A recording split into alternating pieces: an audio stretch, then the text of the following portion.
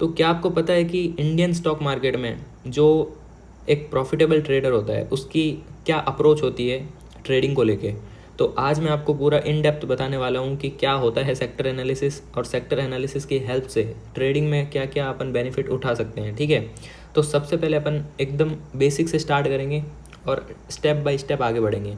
तो सबसे पहले अगर किसी बंदे को बिल्कुल कुछ भी नहीं पता है कि सेक्टर एनालिसिस होता क्या है एग्जैक्टली, तो उसको मैं बिल्कुल बेसिक से आज स्टार्ट करके बताने वाला हूँ कि एग्जैक्टली सेक्टर एनालिसिस कोई अगर अपन से पूछे कि व्हाट इज़ सेक्टर एनालिसिस, तो बेसिकली सेक्टर एनालिसिस से मेरा मतलब ये है कि इंडियन स्टॉक मार्केट में बहुत सारे स्टॉक्स लिस्टेड होते हैं। ठीक है, बहुत सारी कंपनियां हैं अलग अलग, हर सेक्टर की अलग अलग कंपनियां हैं। सेक्टर से मेरा मतलब है फॉर एग्जांपल निफ्टी ऑटो आपने सुना होगा, तो निफ्टी ऑटो में ऑटो से related TVS motor, Tata Motors, ये सब चीज़ें उसमें लिस्टेड होगी।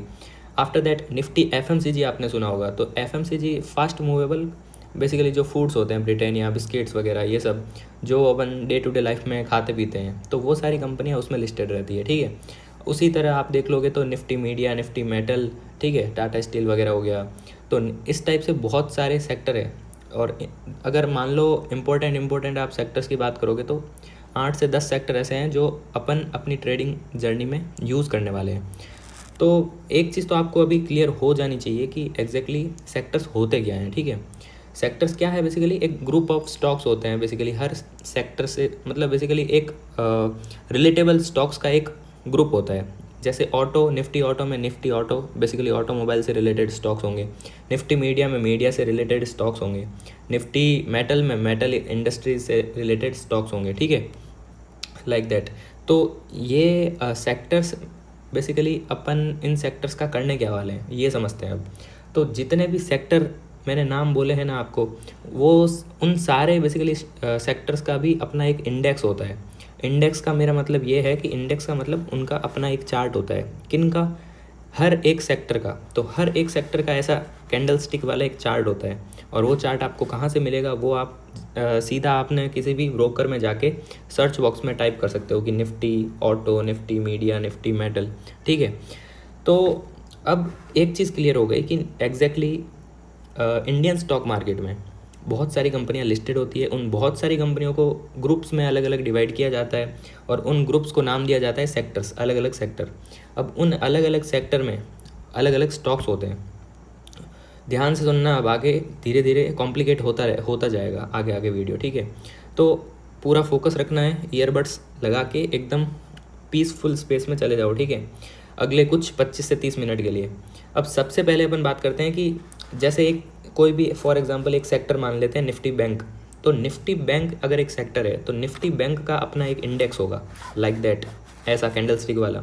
अब उस सेक्टर का एक इंडेक्स है और अब उस सेक्टर में निफ्टी बैंक का अपन एग्जांपल ले रहे हैं, तो निफ्टी बैंक के सेक्टर में बहुत सारे स्टॉक्स होंगे। ठीक है, और उन सारे स्टॉक्स में का अपना अपना हर एक स्टॉक का ऐसा चार्ट होता है। ये अभी तक अपन देखते आए हैं। तो अब आपको निफ्टी बैंक यानी कि सेक्टर का चार्ट और निफ्टी बैंक के जो स्टॉक्स है उनका चार्ट, उनको कैसे रिलेट करके अपनी ट्रेडिंग जर्नी में यूज़ करना है, वो बेसिकली एक आप बोल सकते हो कि सेक्टर एनालिसिस। ठीक है, उसको बोलते हैं बेसिकली सेक्टर एनालिसिस। कि आप सेक्टर के एनालिसिस के बेसिस पे अपनी ट्रेडिंग में कुछ नए इम्प्लीमेंटेशन करो। ठीक है, मतलब कि अपनी ट्रेडिंग जो अभी तक अपन कर रहे थे उसमें कुछ एक्स्ट्रा ऑर्डिनरी अपन इम्प्लीमेंट कर रहे हैं, कि उसमें कुछ एड ऑन कर रहे हैं। ठीक है, तो वो एड ऑन किसके बेसिस पे कर रहे हैं? वो अपन कर रहे हैं सेक्टर एनालिसिस के बेसिस पे।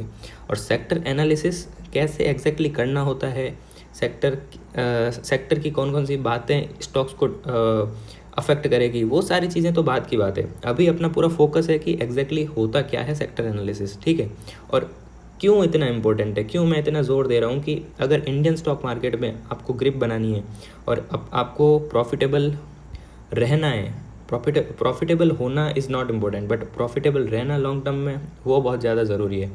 तो अगर आपको इंडियन स्टॉक मार्केट में सर्वाइव करना है तो आपको सेक्टर एनालिसिस पे ग्रिप बनानी पड़ेगी। ठीक है, तो अब अपन बात करते हैं बेसिकली कि थोड़ा थोड़ा अपन इंट्रो लेते हैं कि एग्जैक्टली सेक्टर एनालिसिस कैसा दिखता है। तो अब अपन नोशन पे चलने वाले हैं। तो नोशन के बारे में मैंने जो अपनी लास्ट लाइव क्लास हुई थी उसमें मैंने थोड़ा सा बताया था कि ये एक डॉक्यूमेंटिंग एप्लीकेशन है, जिसमें मतलब नोट मेकिंग एप्लीकेशन बोल सकते हो, जिसमें अपन नोट्स बना सकते हैं। और इसमें बहुत सारे कस्टमाइज फीचर है कि आप अलग अलग चीज़ों को अलग अलग तरीके से कस्टमाइज़ कर सकते हो। जैसे मैंने एक पेज बना रखा है माई ट्रेडिंग डैशबोर्ड, उसके अंदर द सेक्टोरियल एनालिसिस, उसके अंदर मैंने एक फर्दर अलग अलग पेजेस बना रखे हैं, Nifty 50, Nifty bank, private bank, PSU bank, ठीक है। इस टाइप से आप भी बना सकते हो और ये बिल्कुल भी फ्री है, ठीक है। तो आप अगर कुछ भी आईपैड, लैपटॉप कुछ भी यूज़ करते हैं, आई थिंक ये सब में अवेलेबल है। तो एग्जैक्टली सेक्टर एनालिसिस की अगर जब बात करते हैं तो सबसे पहली चीज़ होती है कि निफ्टी 50 और सेंसेक्स के बारे में आपने सुना होगा कि निफ्टी 50 क्या होता है। बेसिकली निफ्टी 50 एक ग्रुप है, इंडियन स्टॉक मार्केट की टॉप 50 ब्लू चिप कंपनी का ग्रुप है। और निफ्टी 50 जो है उसका जो इंडेक्स होता है, जो अभी अपन देख रहे थे, ये जो निफ्टी 50 का एक इंडेक्स है, इस इंडेक्स को कौन चला रहा है? इस इंडेक्स को वो 50 कंपनियां चला रही है। उन 50 कंपनियों में अगर बुलिशनेस देखी जाएगी तो इसमें भी बुलिशनेस दिखेगी, और अगर मान लो वो बियरिश चल रही है कंपनियां तो ये भी बियरिश होगा। और ये एक अपने पूरे मार्केट को बेसिकली रिप्रेजेंट कर रहा है, इंडियन स्टॉक मार्केट को रिप्रेजेंट कर रहा है। आपने न्यूज़ वगैरह में देखा होगा कभी कभार, जो लोग न्यूज़ देते हैं कि मार्केट इतने पॉइंट से गिरा, सेंसेक्स इतने पॉइंट से गिरा, ठीक है। तो वो सारे इसी की कैलकुलेशन होती है कि निफ्टी अगर मान लो 50 पॉइंट 100 पॉइंट ऊपर जाएगा तो न्यूज़ में आएगा कि इतने पॉइंट ऊपर गया है, इतने पॉइंट अगर नीचे गिरेगा तो बोलेंगे इतने पॉइंट नीचे गिरा है, ठीक है। तो वो कहीं ना कहीं आपने सुना होगा। अब निफ्टी 50 बेसिकली अगर अपन बात करें तो निफ्टी 50 में 50 ब्लू चिप कंपनियां हैं। अब वो जो 50 कंपनियां हैं वो रैंडमली अलग अलग सेक्टर की है। तो अपन को ये पता होना ज़रूरी है कि कौन सा सेक्टर का जो कंट्रीब्यूशन निफ्टी 50 में है वो सबसे ज़्यादा है। और वो कैसे पता चलेगा, वो मैंने आपको लास्ट जो लाइव क्लास हुई थी उसमें मैंने आपको डिटेल में समझाया था स्टेप बाय स्टेप, कि आप निफ्टी इंडाइसिस की साइट पे जाओगे तो वहाँ पे आपको पूरा सेक्टोरियल इंडाइसिस की एक लिस्ट मिलेगी, ठीक है। और उसमें आप अलग अलग सेक्टर का डिस्ट्रीब्यूशन देख सकते हो, और निफ्टी 50 भी आपको वहाँ मिलेगा। निफ्टी 50 का भी आप बेसिकली फैक्ट सीट जब जाकर चेक करोगे तो वहाँ पे आपको मिलेगा सेक्टर रिप्रेजेंटेशन। और इसमें आप देखोगे तो आपको अलग अलग सेक्टर का वेटेज दिया हुआ है। इस वेटेज का क्या इम्पोर्टेंस है वो अपन आगे धीरे धीरे समझेंगे, बट अभी आपको एक चीज़ दिमाग में रखनी है कि जो निफ्टी 50 होता है वो निफ्टी 50 स्टॉक से मिलके बना है, पहला चीज़। दूसरा चीज़ कि वो 50 स्टॉक अलग अलग डिफरेंट सेक्टर से बिलोंग करते हैं। ऐसा नहीं है कि वो पर्टिकुलर किसी एक या दो सेक्टर से हैं, वो अलग अलग सेक्टर से बिलोंग करते हैं। अब तीसरा चीज़, अपन को ये पता होना चाहिए कि कौन से सेक्टर का वेटेज निफ्टी 50 में ज़्यादा है और कौन से सेक्टर का वेटेज निफ्टी 50 में कम है। इसका क्या यूज़ है, क्या एप्लीकेशन है, क्या सिग्निफिकेंस है, वो अपन आने वाले वीडियोस में देखने वाले हैं जब इसका एप्लीकेशन पढ़ेंगे। अब तीसरा चीज़ हो गया है अपना। चौथा चीज़ फोर्थ पॉइंट ये है कि आपको ये भी पता होना चाहिए कि जो 50 स्टॉक्स की लिस्ट है निफ्टी 50 की, उसमें सबसे टॉप 10 वेटेज वाले स्टॉक कौन से हैं, ठीक है।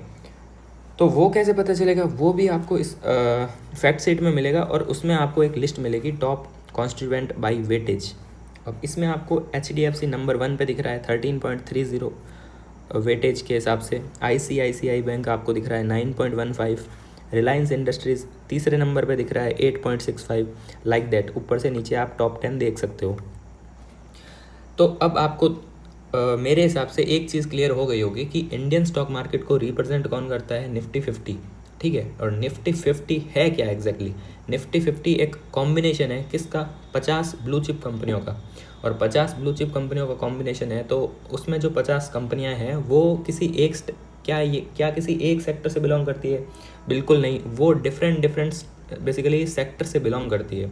सेक्टर क्या होते हैं वो ऑलरेडी मैं डिस्कस कर चुका हूँ, ठीक है।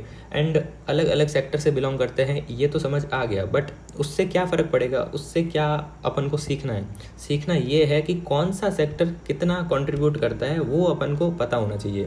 लाइक फाइनेंशियल सर्विसेज टॉप पे आप देख रहे हो, यानी कि बैंकिंग सेक्टर जो है वो सबसे ज़्यादा कंट्रीब्यूट करता है 37.74। एंड उसके बाद आता है आईटी सेक्टर, उसके बाद है ऑयल एंड गैस, उसके बाद है ऑटो, उसके बाद है एफएमसीजी, उसके बाद में telecommunication, health care, construction, metal and mining, power, like that. तो आपको एक ओवरव्यू होना चाहिए कि निफ्टी 50 जो है उसमें पर्टिकुलर निफ्टी 50 का पूरा मतलब कुंडली आपको पता होनी चाहिए कि निफ्टी 50 में कौन से 50 स्टॉक कोई बोले तो आपके पास लिस्ट होनी चाहिए। निफ्टी 50 में कौन कौन से सेक्टर का कितना कितना वेटेज है तो आपके पास लिस्ट होनी चाहिए, ठीक है। और ये जो चीज़ें हैं ना, इनका या तो आप स्क्रीनशॉट ले लो या फिर आप निफ्टी इंडाइसिस की साइट पे जाके वहाँ से भी स्क्रीनशॉट ले सकते हो।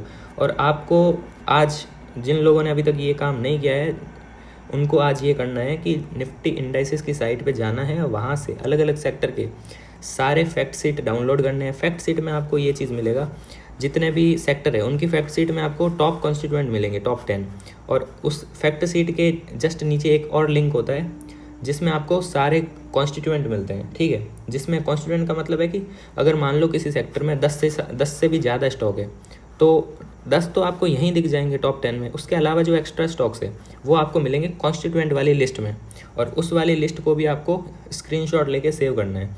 और फिर आपको ऐसे अपनी वॉच लिस्ट बनानी है जैसे मैंने इसमें बना रखी है, ठीक है। तो ये चीज़ मैंने लाइव क्लास करके मैंने एक्सप्लेन करी थी कि आपको कैसे करना है। अगर किसी ने वो वाली क्लास नहीं देखी है तो आप लाइव वाले सेक्शन में जाके चेक कर सकते हो, वहाँ पे मैंने एक्सप्लेन किया है अच्छे से। अब बात करते हैं निफ्टी 50 के बारे में, हो गया है कंप्लीट। अगर किसी को कोई डाउट हो तो कम्युनिटी में आप डिस्कशन ग्रुप है व्हाट्सएप पे, वो पूछ सकते हो। और कोई बंदा नया अगर देख रहा है तो उसको मैं बता दूं कि अपनी एक व्हाट्सएप कम्युनिटी है जो कि बिल्कुल फ्री है टिल डेट, एंड उसका जो लिंक आपको डिस्क्रिप्शन में मिल जाएगा, ठीक है। अब अपन बात करते हैं अदर जितने भी अदर जितने भी सेक्टर्स हैं उनकी। और वीडियो के लास्ट में मैं आपको बताने वाला हूँ कि एग्जैक्टली सेक्टर एनालिसिस को इतना ज़्यादा इंपॉर्टेंस क्यों दी जाती है, क्यों मैं इतना बोल रहा हूँ कि अगर इंडियन मार्केट में किसी को ग्रिप बनानी है तो उसको सेक्टर एनालिसिस की इन डेप्थ नॉलेज होनी चाहिए। तो वो आपको मैं विद एग्जाम्पल प्रूव करने वाला हूँ, ठीक है। अब अपन बात करते हैं बाकी के सेक्टर्स की। तो बाकी के सेक्टर्स में निफ्टी बैंक का अगर एग्जाम्पल लेते हैं तो निफ्टी बैंक में आपको दिखेगा कि HDFC सबसे ज़्यादा वेटेज रखता है, उसके बाद में ICICI बैंक रखता है, एक्सिस बैंक रखता है। तो ये एक टॉप 10 की लिस्ट है। आफ्टर दैट अगर आपको कंप्लीट चाहिए लिस्ट तो कंप्लीट आपको ये जो स्क्रीनशॉट है ना सेकंड वाला, ये निफ्टी इंडाइसिस की साइट पे कॉन्स्टिट्यूएंट वाले लिंक का एक स्क्रीनशॉट है, और ये वाला जो है ये फैक्ट शीट का स्क्रीनशॉट है। अब उसके बाद में यही सेम तरीके से सारे सेक्टर्स में मैंने बना रखा है। जैसे निफ्टी ऑटो, तो निफ्टी ऑटो के टॉप 10 ये है। आफ्टर दैट टोटल स्टॉक्स ये है। अब इसका क्या इंपॉर्टेंस है पता है, इस तरीके से अरेंज करने का। इस तरीके से अरेंज करने का सिग्निफिकेंस ये है कि अब अपन आने वाले टाइम में 1 बाई 1 हर एक सेक्टर का इन डेप्थ एनालिसिस करने वाले हैं। और उसके बाद में क्या होगा कि जैसे ही किसी सेक्टर का अपन एनालिसिस कंप्लीट करेंगे उसका एनालिसिस यहीं पे अपलोड करेंगे इसी के पास। जैसे निफ्टी PSU बैंक का 16 मई का मैंने एनालिसिस अपलोड कर रखा है, ठीक है। लाइक दैट अपन सारे स्टॉक्स को कवर करेंगे इन डेप्थ, और उसके बाद में सारे सेक्टर के साथ साथ उसके जितने स्टॉक्स हैं उनको भी अपन एनालिसिस करेंगे। और फिर अपनी ग्रिप जो है मार्केट में इतनी स्ट्रांग हो जाएगी कि अपन किसी भी डाउनफॉल या फिर किसी भी एक ऑपोजिट सिचुएशन में अपन डरने नहीं वाले हैं। अपना कॉन्फिडेंस बिल्कुल ऑन द पॉइंट रहेगा, ठीक है। क्योंकि साइकोलॉजी डिस्टर्ब तभी होती है जब आपको सेक्टर एनालिसिस के बारे में नहीं पता होता है। जब मार्केट गिरने लगता है तो आपको लगता है कि मार्केट कितना गिरेगा, कहाँ रुकेगा, कहाँ से रिवर्स करेगा, ये सारे डाउट आते हैं आपके माइंड में। और आप सोचते हो कि मेरा इन्वेस्टमेंट है, क्या मैं उसको रिमूव कर दूं या कहाँ मैं उसको एवरेज करूं। तो ये सारे डाउट आते हैं आपके दिमाग में, और उन सारे डाउट्स का सॉल्यूशन जो है वो आपको सेक्टर एनालिसिस से ही मिलेगा, ठीक है। कि कहाँ तक डाउनफॉल होगा, कहाँ से रिवर्सल आएगा, कितना आएगा, ठीक है। ये सारी जो चीज़ें हैं वो आपको सेक्टर एनालिसिस से ही समझ आने वाली है। अब अपन बात करते हैं बेसिकली एक एग्जांपल की, जिससे आपको पता चलेगा कि एग्जैक्टली सेक्टर एनालिसिस इतना क्यों इम्पोर्टेंट है। तो एक चीज़ आपको सबको पता होगी कि ये निफ्टी 50 का चार्ट है, ठीक है। और टाइम फ्रेम आप देख लो, मंथली का टाइम फ्रेम है। अब मैं आपको एक चीज़ एक्सप्लेन करने वाला हूँ कि आपको ध्यान से देखना है कि ये कैंडल है 2 मार्च 2015 की।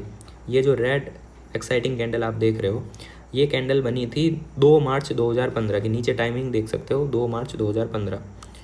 तो मार्च 2015 की ये कैंडल है। आफ्टर दैट इसकी आप देखोगे अगर इसका हाई अगर देखोगे तो 9000 के अराउंड है, मतलब निफ्टी 9000 थी एंड वो गिर के कहाँ तक आ गई 6800।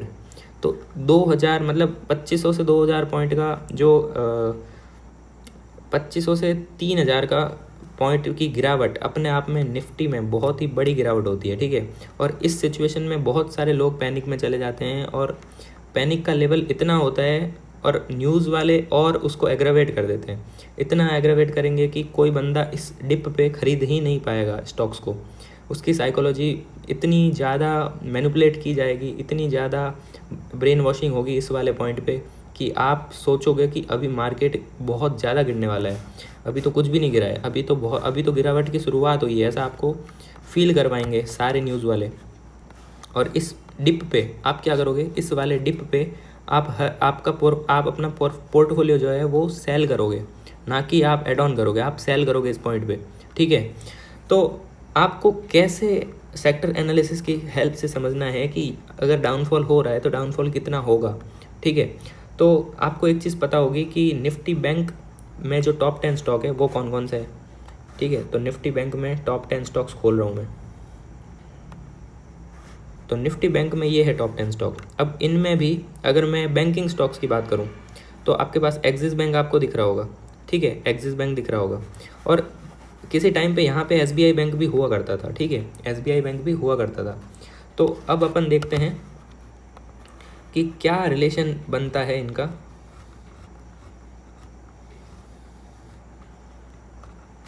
क्या रिलेशन बनता है इनका। तो जब आप कैंडल डेट के साथ देखना, और जब मैं कंपेयर करूं तो वो डेट से ही कंपेयर करेंगे। ये जो मंथली डिमांड जोन है यहाँ पे जो रेड बेस कैंडल का है वो आपका देखो अप्रैल 2014 का है, ठीक है। तो अप्रैल 2014 का ये अपना मंथली डिमांड जोन है, और उस मंथली डिमांड जोन में प्राइस आती है फेब 2016 में, ठीक है। फेब 2016 में प्राइस आती है, और यहाँ से रिवर्सल होता है पूरा पुल बैक पूरा, और फिर यहाँ से थोड़ा और नीचे आती है और वापस ऑल टाइम हाई लगाती है। तो इस मंथली डिमांड जोन, अकेले मंथली डिमांड जोन में इतनी स्ट्रेंथ कहाँ से आई, आपको क्या लगता है? क्या ये अकेला मंथली का डिमांड जोन इतना पावरफुल है? ऐसा बिल्कुल नहीं है। इसको फर्दर बहुत सारी चीज़ों का सपोर्ट मिला था इसी पॉइंट ऑफ टाइम पे फेब 16 में, और उसका आपको मैं प्रूफ दे रहा हूँ। आपको जाना है एसबीआई के चार्ट पे,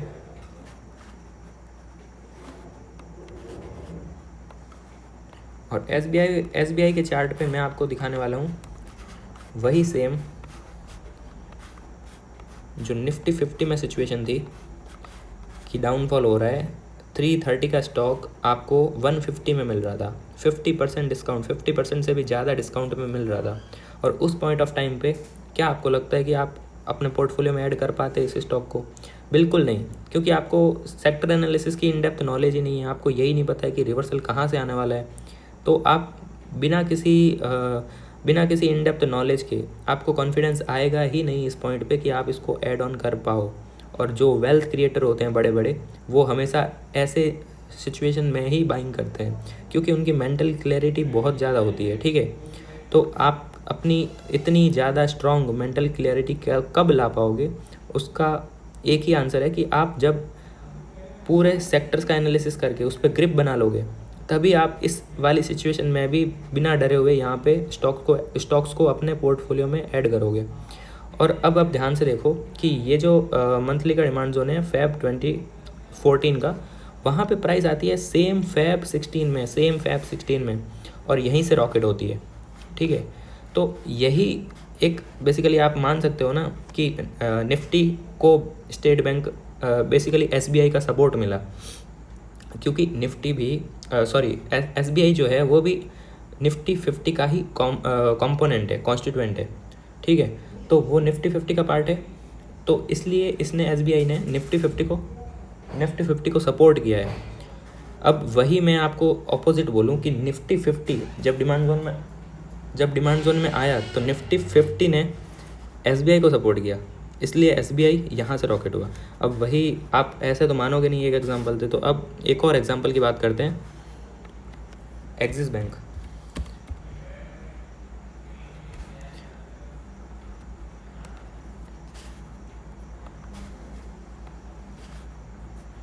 तो एक्सिस बैंक आपको पता होगा कि निफ्टी 50 के टॉप 10 में आता है। और एक्सिस बैंक में क्या हुआ था उस वक्त, जिस वक्त ये डाउनफॉल चल रहा था, तो वो ध्यान से देखो। एक्सिस बैंक में भी डाउनफॉल देखने को मिलेगा आपको सेम टाइम फ्रेम में, मतलब सेम टाइम फ्रेम बोल लो या फिर सेम टाइम पीरियड बोल लो। अब इसमें आप देखोगे तो इसमें 3-4 बेस कैंडल वाला एक मंथली का डिमांड जोन है। अब सिंक्रोनाइजेशन ऐसा हुआ कि एसबीआई भी डिमांड जोन में है, निफ्टी 50 भी डिमांड जोन में है, और बहुत सारे अदर जो सेक्टर थे वो भी डिमांड जोन में आए थे इसी पॉइंट ऑफ टाइम पे। और उन सारे स्टॉक्स और सारे सेक्टर का मिलके जो आउटकम था वो था ये पूरा अप मूव। ठीक है, किसी भी एक सिंगल स्टॉक या फिर सिंगल सेक्टर में इतना पोटेंशियल नहीं होता है कि वहाँ से पूरा का पूरा डाउनफॉल रिवर्स हो जाए, ऐसा बिल्कुल नहीं होता है। हमेशा जब आपको ऐसा डाउनफॉल देखने को मिलेगा मार्केट में, तब आपको अपनी पूरी अप्रोच सेक्टर एनालिसिस पे शिफ्ट करनी होगी। ठीक है, जब आपकी साइकोलॉजी डगमगाए, जब आपको कन्फ्यूज़न हो कि अब मार्केट में कैसे सर्वाइव करना है, मार्केट बहुत ज़्यादा अनस्टेबल हो गया है, मार्केट गिरने लगा है, ठीक है, मेरे को कुछ समझ नहीं आ रहा है, तो आपको अपनी अप्रोच पूरी सेक्टर एनालिसिस पे शिफ्ट करनी है। सारे स्टॉक्स को छोड़ना है और सेक्टर्स पे फोकस करना है। और सेक्टर पे जब आप फोकस करोगे, सेक्टर का इन डेप्थ एनालिसिस करोगे, सेक्टर को आपस में इंटीग्रेट करोगे, तो आपको समझ आएगा कि हाँ, अब प्राइस यहाँ से रिवर्स करेगी। और उसका रीज़न ये है कि सब चीज़ें यहाँ पे ही डिमांड जोन में एक साथ सिंक करिए। और जब सारे सेक्टर्स या फिर हाईली वेटेड स्टॉक्स आपस में एक ही पॉइंट ऑफ टाइम पे सेम डिमांड जोन में आते हैं, तो वहीं से रिवर्सल आता है।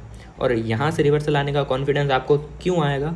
क्योंकि जब आप बहुत बार देख लोगे ना कि मार्केट में सेक्टर एनालिसिस की स्ट्रेंथ कितनी है, कितना पावरफुल है, तभी आपको कॉन्फिडेंस आएगा। अभी के लिए तो मैं आपको एग्जांपल दे सकता हूँ, बट मैं एक चीज़ आपको जो बोल रहा हूँ ना, बहुत ज़्यादा मैं प्रेशर दे के बोल रहा हूँ कि जो सेक्टर एनालिसिस है वो बहुत सारे प्रॉफिटेबल ट्रेडर्स का राज, जो कि वो लोग बताते नहीं हैं। ठीक है, और सेक्टर एनालिसिस से ही एक मार्केट में आप लॉन्ग टर्म में सर्वाइव कर सकते हो। नहीं तो मार्केट के अलग अलग फेजेस होते हैं। मार्केट कभी बुल रन में चलेगा, कभी बहुत ज़्यादा बियरिश होगा। कोविड में देख लो आप, कोविड में भी अभी आपको मैं एक्सप्लेन करूँगा, कोविड में भी सेम सिचुएशन थी।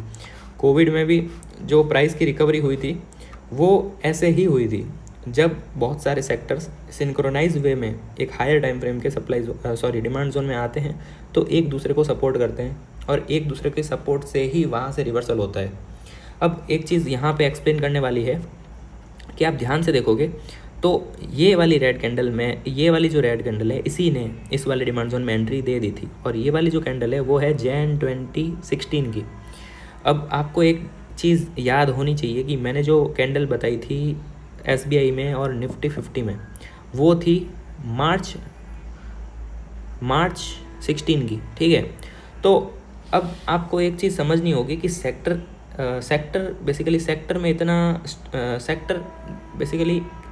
सपोर्ट में अपने आप में इतना पोटेंशियल है कि प्राइस जो है आती है, इसमें एंट्री लेती है और यहाँ पे रुकती है 2 महीने। और रुकने का रीज़न आप समझो कि रुकने का रीज़न ये है कि इस टाइम तक, फेब एंड तक, मार्च स्टार्टिंग तक, निफ्टी और अदर स्टॉक्स और अदर सेक्टर डिमांड जोन में नहीं आए थे। इसलिए यहाँ से ये जो एक्सिस बैंक है वो रिवर्सल नहीं ले पाया, क्योंकि इसको बाकी स्टॉक्स और सेक्टर का सपोर्ट ही मार्च में मिला। समझ रहे हो? बाकी स्टॉक्स और बाकी सेक्टर का सपोर्ट ही मार्च में मिलना स्टार्ट हुआ, तभी इस पॉइंट पे यहाँ से रिवर्सल स्टार्ट हुआ। तो अब मैं समझाने में मेरे पास बहुत सारे एग्जांपल है, बट आपको एक बार मेंटल क्लैरिटी अपने अंदर लानी पड़ेगी कि हाँ, सेक्टर एनालिसिस में अपने आप में इतनी ज़्यादा स्ट्रेंथ है कि वो बड़े बड़े रिवर्सल को सेक्टर्स की सपोर्ट से, सेक्टर के हाईली वेटेड स्टॉक्स की सपोर्ट से रिवर्सल कर सकता है बड़े बड़े डाउनफॉल का। तो ये आपको 2 एग्जांपल मैंने दिखाए हैं, वो आपको अच्छे से समझ आ गए होंगे। और आपको इसी तरीके से सेक्टर्स का आगे धीरे धीरे, जैसे जैसे आप सेक्टर एनालिसिस करते जाओगे ना, वैसे वैसे आपको सेक्टर का जो इम्पोर्टेंस है वो आपको समझ आने लगेगा। ठीक है, अभी आप देखोगे तो निफ्टी 50 मैं क्वार्टरली टाइम फ्रेम पे जा रहा हूँ। अभी करंट मार्केट जो है वो कहाँ से चल रहा है, अभी भी ये वाली जो 2 कैंडल है ना, ये अक्टूबर से लेके जैन, अक्टूबर से लेके जैन भी नहीं, आप बोल सकते हो मार्च तक। ठीक है, कितना पैनिक था मार्केट में, कितना डाउनफॉल चल रहा था, हर दिन कुछ ना कुछ नेगेटिव न्यूज़ आपको सुनने को मिल रही होगी, कभी कुछ कभी कुछ।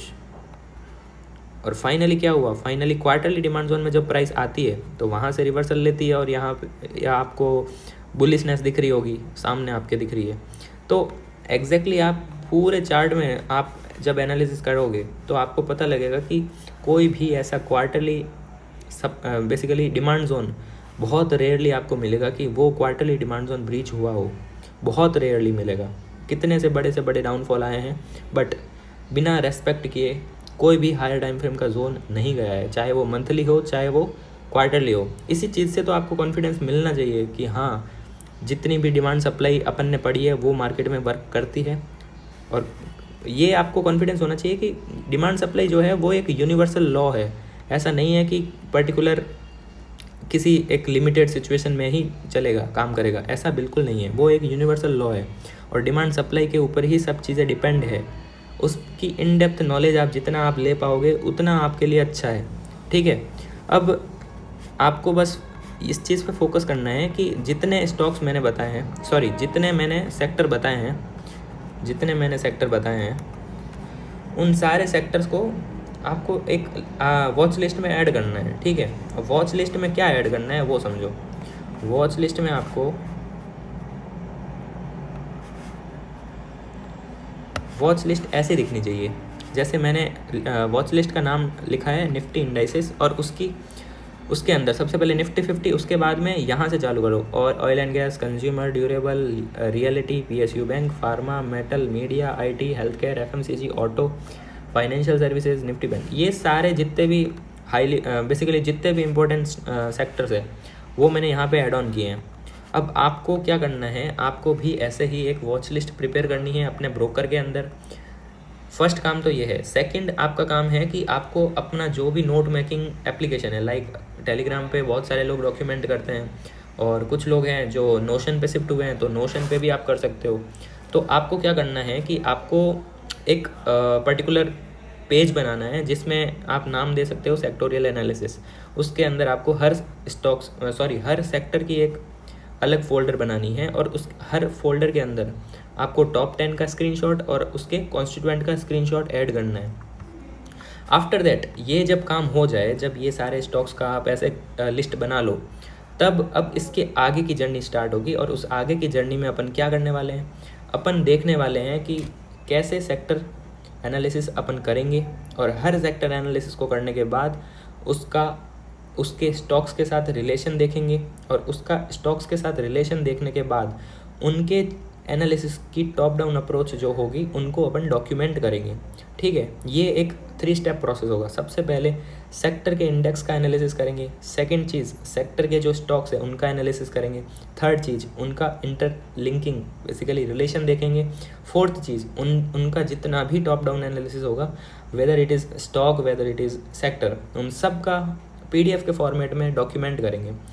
ये पूरा प्रोसेस एक इंडिविजुअल सेक्टर पे करेंगे, हर एक इंडिविजुअल सेक्टर पे बारी बारी से करेंगे।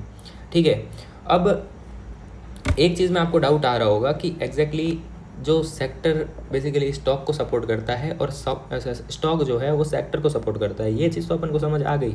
मतलब सेक्टर और स्टॉक जो है वो एक ही सिक्के के 2 पहलू है। ठीक है, एक ही सिक्के के 2 पहलू है सेक्टर और स्टॉक। सेक्टर स्टॉक को सपोर्ट करता है, स्टॉक सेक्टर को सपोर्ट करता है। अब ये कैसे पता चलेगा कि कौन सा स्टॉक सेक्टर को ज़्यादा सपोर्ट करेगा, कौन सा स्टॉक सेक्टर को कम सपोर्ट करेगा? वो डिपेंड करेगा उसके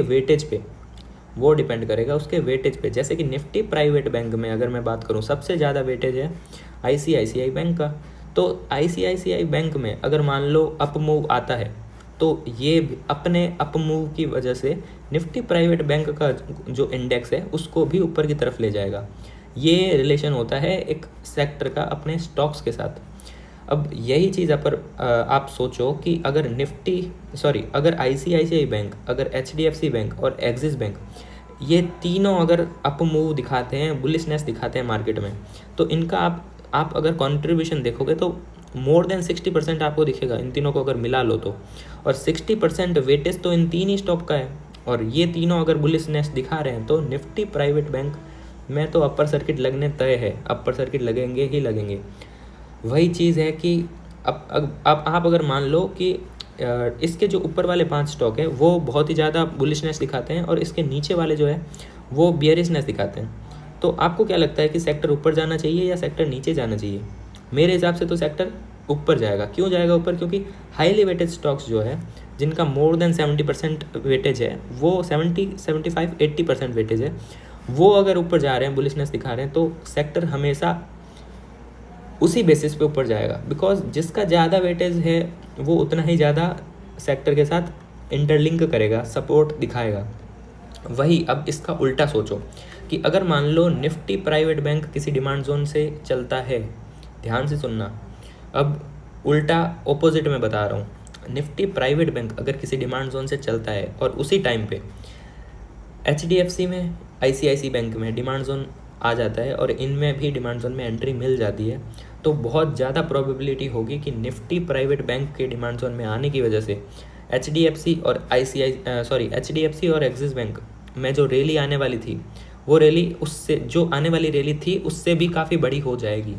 और इसका रीज़न होगा सेक्टर का सपोर्ट, क्योंकि सेक्टर भी अपने आप में डिमांड जोन में आ गया और उसी पॉइंट ऑफ टाइम पे उसके जो हाईली वेटेड स्टॉक थे वो भी डिमांड जोन में आ गए। तो ये सिंक्रोनाइजेशन जब हो जाएगा ना, तो आपको एक एडिशनली सेक्टर का सपोर्ट मिलेगा स्टॉक में, और जो सेक्टर है उसमें मिलेगा अंडरलाइंग जो स्टॉक्स है उनका। तो ये आपस का जो सपोर्ट है इसी को ही बोलते हैं सेक्टर सपोर्ट। और सेक्टर सपोर्ट को अपनी ट्रेडिंग जर्नी में 2 मार्क देने वाले हैं, 2 मार्क, ठीक है। Trade score add on +2 extra trade score देने वाले हैं। अभी तक जितनी भी बार अपन ने एक्स्ट्रा ट्रेड स्कोर की बात करी है, चाहे अपन ने EMA में करी हो, चाहे कहीं और करी हो, तो वहाँ पे हमेशा अपन +1 एक्स्ट्रा ट्रेड स्कोर दिया करते थे। आपको पता होगा कि +1 ट्रेड स्कोर एक्स्ट्रा देते हैं। पर आज मैं आपको बोल रहा हूँ कि सेक्टर एनालिसिस में अगर आपको सेक्टर का सपोर्ट मिल रहा है, लाइक सेक्टर भी डिमांड जोन में है, आपका स्टॉक भी डिमांड जोन में है, ठीक है, या फिर सेक्टर भी सेलिंग जोन में है, आपका स्टॉक भी सेलिंग जोन में है, तो ये जो सपोर्ट है सेक्टर का वो आपको देना है +2 एडिशनल स्कोर, एक्स्ट्रा स्कोर +2। यानी कि +2 कहने का मतलब है कि जितने अपन ने एक्स्ट्रा ट्रेड स्कोर पढ़े थे उसमें सबसे ज़्यादा पोटेंशियल अगर किसी चीज़ का है तो वो है सेक्टर एनालिसिस का, सेक्टर सपोर्ट का। और अगर सेक्टर को आप साथ में लेके चलते हो तो आपकी जो ट्रेडिंग है वो और ज़्यादा रिफाइन हो जाएगी, और ज़्यादा एक्यूरेसी आपकी बढ़ेगी, और ज़्यादा रिस्क रिवॉर्ड आप जनरेट कर पाओगे, ठीक है। बस चीज़ ये है कि मेहनत कौन कितना करेगा उस पर डिपेंड करेगा कि कौन कितना अच्छे से प्रॉफिटेबल हो पाएगा। वो पूरा डिपेंड करेगा कि आप कितना इन डेप्थ एनालिसिस करते हो, कितनी मेहनत करते हो। और जब आप इनिशियल टाइम में आप मेहनत करोगे तभी आपका जो फ्यूचर है वो बहुत ज़्यादा प्रॉफिटेबल होगा, बहुत ज़्यादा ब्राइट होगा। अभी आपका फोकस होना चाहिए पूरा इन डेप्थ एनालिसिस के ऊपर, ना कि आपको इस पे फोकस करना है कि मैं जल्दी से जल्दी ट्रेड लूँ, जल्दी से जल्दी मैं प्रॉफिट बनाऊँ, जल्दी से जल्दी कैपिटल ग्रो करूँ। ये सारे थॉट्स आपके दिमाग में नहीं चलने चाहिए। आपके दिमाग में थॉट चलने चाहिए कि मुझे कैसे बेसिकली मार्केट पे ग्रिप बनानी है, कैसे मुझे इन डेप्थ एनालिसिस करना है, कैसे मुझे चार्ट पे मार्किंग्स करके उनको डॉक्यूमेंट करना है, फिर उसका फॉलोअप करना है। ये आपके प्रोसेस होनी चाहिए, थॉट प्रोसेस, ठीक है। और जब आप धीरे धीरे एक ग्रिप बना लोगे सेक्टर्स पे, स्टॉक्स पे, और तब आपको अपने आप ही पता चलने लगेगा कि अब मार्केट में नेक्स्ट मूव क्या होना चाहिए, क्या होगा। और वो सारी जो आपकी प्री प्लानिंग होगी वो आप जब अपनी आँखों से देखोगे कि हाँ मेरा प्लान ये था कि अब कल ये मूव होगा, और आप उसी मूव को नेक्स्ट डे जब देखोगे तो आपको जो कॉन्फिडेंस आएगा वो एक नेक्स्ट लेवल कॉन्फिडेंस होगा। और वो कॉन्फिडेंस सिर्फ आप प्रैक्टिस से ही ला सकते हो। प्रैक्टिस प्रैक्टिस प्रैक्टिस, उसका कोई भी शॉर्टकट नहीं है। ठीक है। अब कोई मुझे बहुत सारे लोग हैं जो डायरेक्टली बोलते रहते हैं कि सर स्विंग ट्रेडर बना दो, कोई बोलेगा सर इंट्राडे ट्रेडर बना दो। भाई एक प्रोसेस है हर चीज़ का, और अगर उस प्रोसेस से नहीं निकलोगे तो आपको कोई कुछ नहीं बना सकता है, कोई कुछ नहीं बना सकता है। अगर आप अपने आप को इतना ग्राइंड करोगे कि आपको मतलब भगवान भी सोचेगा कि हाँ यार ये बंदा इतना मेहनत कर रहा है, अब ये इतना काबिल हो गया है कि इसको बेसिकली उसके टारगेट तक पहुंचा देना चाहिए, समझ रहे हो। मतलब आपको इतनी मेहनत करनी है कि भगवान भी सोचे कि हाँ ये बंदा इतना डेडिकेशन के साथ मेहनत कर रहा है, अब इसको ये जो बंदा चाहता है वो उसको मिलना चाहिए, समझ रहे हो। मतलब कहने का मतलब ये है कि भीख नहीं मांगनी है कि कोई बना दो मुझे प्रॉफिटेबल ट्रेडर। आपको बनना है, मतलब कुछ पाना है तो मांगना नहीं है, छीनना है, समझ रहे हो। तो बस इसी के साथ अपन नेक्स्ट वीडियो में मिलेंगे, और नेक्स्ट वीडियो अपन प्लान करेंगे किसी एक पर्टिकुलर सेक्टर का इन डेप्थ एनालिसिस और कैसे अप्रोच करनी होती है सेक्टर पे, और ज़्यादा इन डेप्थ हर वीडियो के साथ में सेक्टर एनालिसिस के बारे में बहुत सारी नई चीज़ें ऐड ऑन करते जाएंगे। तब तक के लिए टेक केयर, एंड नोट्स सबको बनाने हैं, होमवर्क जो मैंने बताया है वो सबको कंप्लीट करना है, एंड जो भी व्हाट्सएप कम्युनिटी में है उनको बेसिकली शेयर करना है, अपना जो भी एनालिसिस रहता है वहाँ पे एक्टिव रहना है बेसिकली। और कोई भी इन्फॉर्मेशन आती है अगर लाइव सेशन वगैरह की तो उस पर भी आपको रिएक्शन देना है। एंड अगर यहाँ तक कोई बंदा वीडियो देख रहा है तो वीडियो लाइक ज़रूर करके जाना, बिकॉज़ वीडियो लाइक करने में भाई कोई पैसे नहीं लगते हैं, ठीक है। एंड कमेंट कर देना अगर मन हो जाए तो, इससे ज़्यादा कोई उम्मीद नहीं है। Let's see.